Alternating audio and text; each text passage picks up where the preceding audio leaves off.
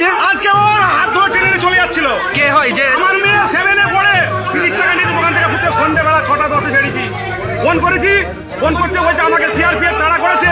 ছুটে ছুটে সেই মেয়েটা ভয়ে সেটা কোথায়, কোন জায়গাটায়, কোন জায়গাটা?